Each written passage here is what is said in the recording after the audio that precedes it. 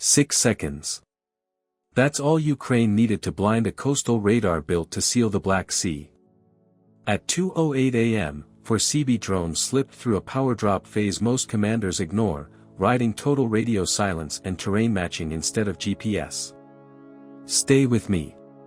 We'll break down how engine cooling diversion, radar-absorbing coatings, and a 1.2 to 1.6 second dip in Podsolnuk cycle opened a kill lane to two Aframax giants, MT Siros and MT Verrat. You'll see the decoys, the redirects, and why precision data, not bigger warheads, killed a shadow fleet in minutes. Before we move on, I'd like to ask you a small favor. If you appreciate this content, please take a second to like this video and subscribe to the channel. Over 98% of you watch the videos without subscribing. It costs you nothing, but it makes a huge difference to us. So, did you click the subscribe button? Great! Thank you so much. Now, back to the video. 6 seconds. That was the heartbeat. Not a gap between sweeps, but a sag inside the sweep, 1.2 to 1.6 seconds where power dipped and the beam lost teeth. Most commanders try to run between rotations. Ukraine planned to pass through a pulse while it was weak. The defensive web looked ironclad. Coastal Podsolnuk arrays fanned their beams low over the water, tuned for small targets against sea clutter. Patrol boats traced racetracks along expected ingress lanes. Ka-27 sat on alert pads for short-hop launches, with searchlights and dipping sonar kits repurposed as eyes over black water. A straight run-in meant a hot track, a helicopter vector, and a boat cutting off the angle. Attrition followed by cleanup. Silence raised the bar. No GPS to correct drift. No uplink to course correct. No chatter to say, left 2 degrees. Night, wind-driven chop, and sensors trained to notice that one little spike in heat or RF, threading a moving net meant the plan had to live inside the radar's rhythm, not around it. So they logged the rhythm. Weeks turned to months of quiet watches, plotting scan cadence changes with tide, temperature, and generator load. The team marked micro-power droops that arrived like clockwork after capacitor cycles. They found azimuth dead arcs where antenna maintenance, salt buildup, or terrain masks shaved returns. The pattern stacked like a metronome track, 6 seconds on cadence, a soft step right after the crest, repeating, even when operators shifted modes. The lesson, the system sagged on schedule. Navigation had to run with no crutches. The boats carried terrain-matching maps that read coastline contours the way a hiker reads ridgelines, using the silhouette of shore features to sanity check bearing. Inertial guidance took the lead, with preloaded current drift models so the autopilot knew how the hull would slide sideways at each knot of headway. The math lived on board. No outside help. If a squall hit, the craft would still know where it sat in that 6-second dance. Platform prep trimmed every leak. Engine cooling diverted flow to kill the thermal bloom, pushing hot water through extra mass so the plume smoothed and faded. Leading edges wore radar-absorbing skins that ate the highest return angles first, not a cloak, but shaving precious dB from the worst moments. Every antenna hole sealed under MCAN. If it did not help you see, it did not transmit, and if it did not transmit, it did not exist. At 2:08 a.m., 4CB drones took the dip. Not between sweeps. Through the sweep. They crossed the beam while its power sagged, when side lobes, not the main lobe, did the work. That inversion flipped the defense's math. Controllers expect quiet between rotations, not a dive through a weak crest. There's physics behind the gamble. Radar lobes spread like petals, with side lobe leakage that can light you up at odd angles. But power management cycles steal a bite from those petals, especially at range and when the sea kicks back random spikes. In that thin zone, the signal-to-clutter ratio slips just enough that a small, smooth hull rides under the threshold. 1 pass.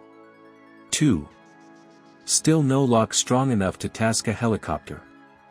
The blind lane opened when the log said it would.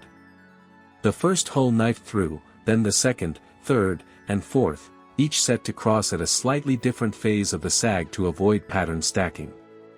No uplink pings. No coarse calls. Just glide, trim, and go. Timing beat brute force. But the belt could still pivot. Operators can recenter coverage fast if something draws the eye. To keep the net from turning toward the silent lane, they would need to light up another vector and make defenders chase ghosts. If the door only stays open for 6 seconds, you keep the guard busy somewhere else. You give him noise, heat, and movement he can prove. Then you move through the quiet. 2 Aframax tankers, MT Ciros and MT Verrat, sat under a layered screen. Helicopters on strip alert.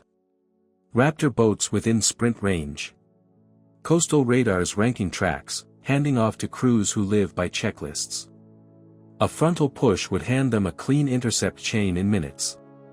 So the real attackers split axes and starved their signatures. Southwest and northeast, slow and cold, held below the RF floor. Any spike in emissions or heat would light a flare in the ops room. One mistake and the window shuts. That pressure makes people over-communicate. Here, discipline meant no transmissions and no extra throttle, even when Whitecaps slapped the hull.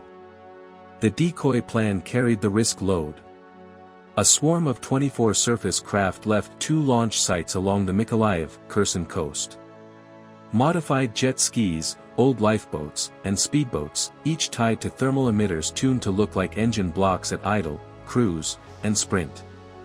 Their radios blasted the same old MAVA 6.5 band's Russia tags as hostile, a bait tone defenders knew by muscle memory. They didn't drift. They acted. The swarm ran pre-written plays, hard thrusts, zigzags, split formations, drawing a jagged line toward the waters south of Sevastopol, almost 300 kilometers off the real axis. That motion writes a story on scopes. Controllers see pattern, speed, and bearing that match past hits, and they move forces to meet it. The effect was immediate. Helicopters turned south, burning time and fuel into a sector that now looked certain. Patrol boats took the bait and committed to the false mass. Coastal radars pivoted tracking priority to the loud vector because it promised results. Under night pressure and politics, crews feed resources to what they can explain. That bias is old and hardwired.